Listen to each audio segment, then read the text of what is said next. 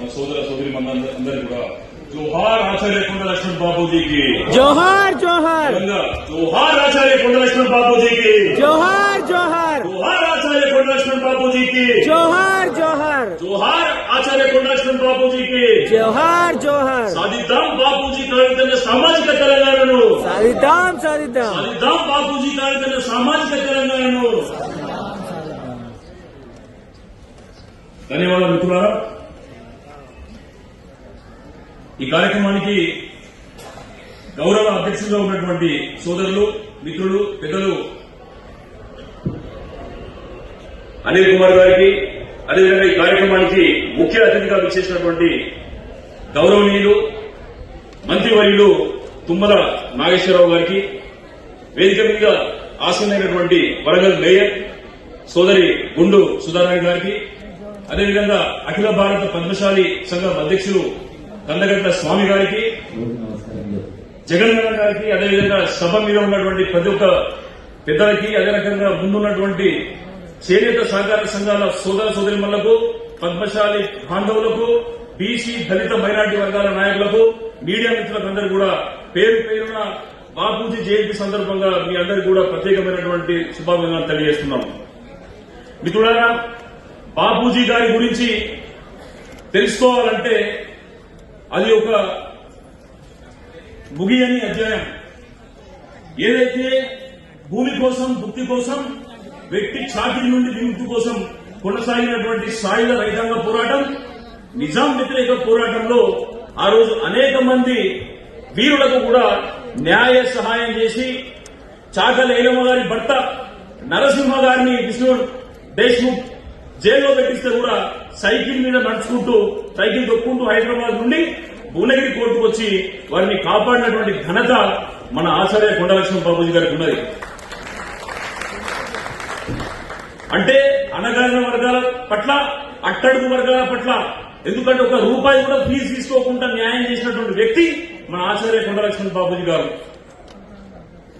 మరి అంతటి గణనీయుడు, అంత గొప్ప మనిషి పుట్టినటువంటి సామాజిక వర్గంలో, అటువంటి ధీరుడు పుట్టినటువంటి సామాజిక వర్గంలో నేను పుట్టినందుకు నేను గర్వపడుతున్నా. మీరందరూ కూడా గర్వపడే ఉంటే ఒకసారి చప్పట్లతో మీ సంగీతం చేయాల్సిన కోరుతున్నా.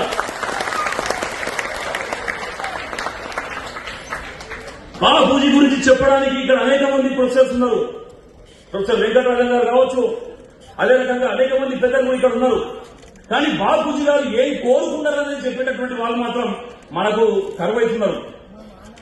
బాపూజీ గారు కోరుకున్నది ఏంటంటే, తెలంగాణ కనుక వచ్చేది ఉంటే సబ్బండ వర్గాలకు, నిమ్న స్థాయి వర్గాలకు కూడా అధికారం చేరగలవాలని చెప్పేసి కోరుకున్నారు.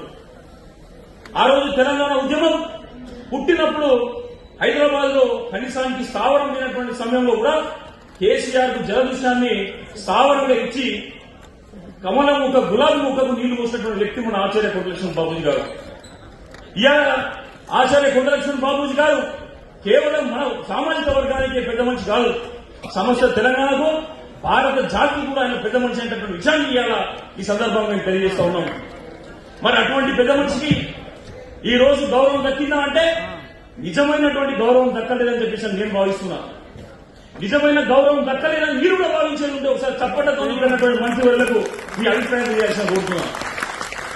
బాపూజీ గారికి నిజమైనటువంటి గౌరవం ఏంటంటే, బాపూజీ గారిని తెలంగాణ జాతిపితగా ఈ రాష్ట్ర ప్రభుత్వం ప్రకటించాల్సిన అవసరం ఉన్నది. బాపూజీ గారిని తెలంగాణ జాతిపితగా ప్రకటించాల్సిన అవసరం ఉన్నది.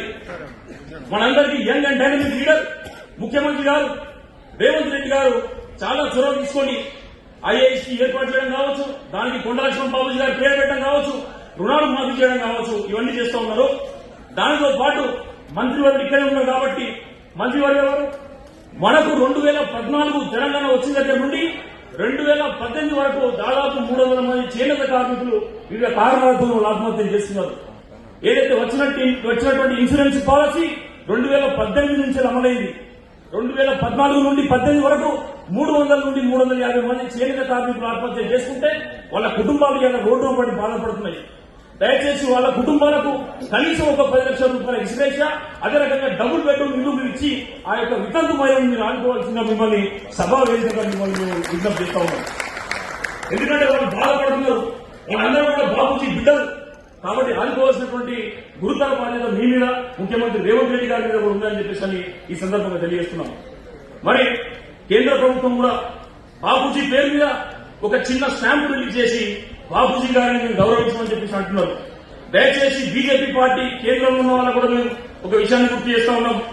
నిజంగానే కనుక బాబుజీ మీద మీకు గౌరవం ఉండేది ఉంటే, బాబుజీ గారి మీద మీకు నిబద్ధత చిత్తశుద్ధి కనుక ఉండేది ఉంటే బాబుజీ గారికి భారతరత్న ఇప్పించండి. అప్పుడు మీ నిజాయితీ చిత్తశుద్ధిని మేము గౌరవిస్తాం. బాబుజీ గారికి భారతరత్న ఇప్పించడానికి కూడా దయచేసి మన రాష్ట్ర ప్రభుత్వం కూడా కేబినెట్ మీటింగ్ పెట్టి ఒక నిర్ణయాన్ని తీసుకొని దాన్ని ప్రధానమంత్రి గారికి తెలియజేయాల్సిందిగా మేము కోరుతా ఉన్నాం. దాంతో పాటు ఏదైతే రాష్ట్ర ప్రభుత్వం కులగణన చేయడానికి ముందుకు వచ్చిందో దయచేసి ఆ కులగణన లోపల మన పద్మశాలి సోదరులు, చేనేత బాంధవులందరూ కూడా విరివిగా పాల్గొనాల్సిన కోరుతున్నాం. ఎందుకంటే మంత్రివర్యులకు ఒక విషయం చెప్పాలి. అట్టడుగు వర్గాలకు ఏదైతే కాంగ్రెస్ పార్టీ 42% రిజర్వేషన్ ఇస్తామని చెప్పిందో అందులో ఎక్కువ మొత్తం లోపల మనకు లబ్ధి జరిగేది బలమైన జనాభా ఉన్నటువంటి పద్మశాలి. కాబట్టి తప్పకుండా మనం ఒక అవకాశాన్ని మనం సద్వినియోగపరచుకోవాల్సిన అవసరం ఉన్నది. ఎందుకంటే 1952లో జరిగినటువంటి ఎలక్షన్ లో 4 ఎమ్మెల్యేలు ఉన్నటువంటి పద్మశాలి సామాజిక వర్గం క్రమక్రమంగా రాజకీయంగా క్షీణిస్తా ఉంది.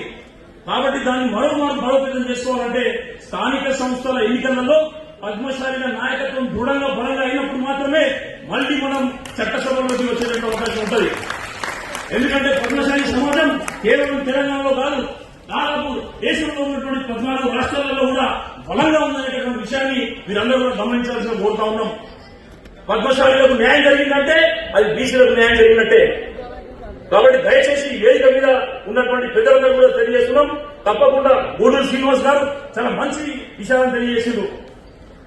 ఈ సమాజంలో ఈ పద్మశాలి కులంలో ఉన్నటువంటి వాళ్ళందరినీ కూడా గౌరవించాల్సిన గురుతర బాధ్యత ఈ రోజు ప్రభుత్వంలో ఉన్నటువంటి రేవంత్ రెడ్డి గారి మీద ఉన్నది. మంత్రివర్యులు పొన్నం ప్రభాకర్ గారు, అదేవిధంగా తుమ్మల నాగేశ్వరరావు గారి మీద కూడా ఉన్నదని మరొక తెలియజేస్తున్నాం. మరొక సోదరుడు కూడా ఉస్మానియా యూనివర్సిటీ విద్యార్థి నాయకులు కూడా చెప్పినటువంటి విషయం ఏంటంటే మేము ఉద్యమంలో ఉన్నాం, ఉద్యమంలో మాది ప్రముఖమైనటువంటి పాత్ర. కాబట్టి ఆ పాత్రకు గడిచిన 10 సంవత్సరాలుగా మాకు న్యాయం జరగలేదు. కాబట్టి కనీసం ఈ ప్రభుత్వంలో అయినా కూడా ఒక అవకాశాలు నామినేటెడ్ పదవులలో కూడా ఈ బిడ్డలకు, పద్మశాలి బిడ్డలకు సముచిత ప్రాధాన్యత కల్పించాల్సిందిగా మంత్రివర్యులకు మనస్ఫూర్తిగా నివేదిస్తూ ఈ కార్యక్రమాన్ని ఇంత అద్భుతంగా నిర్వహించడానికి సహకరించినటువంటి పెద్దలకు, ఈ కార్యక్రమానికి ఇచ్చేసినటువంటి పద్మశాలి సోదర సోదరిమణులకు, బీసీ నాయకులందరూ కూడా పేరు పేరున ప్రత్యేకమైన ధన్యవాదాలు తెలియజేస్తున్నాం. జై హింద్, జై భారత్, జై బాబు. కోఆపరేటివ్ స్టేట్ కోఆపరేటివ్ ఇప్పుడు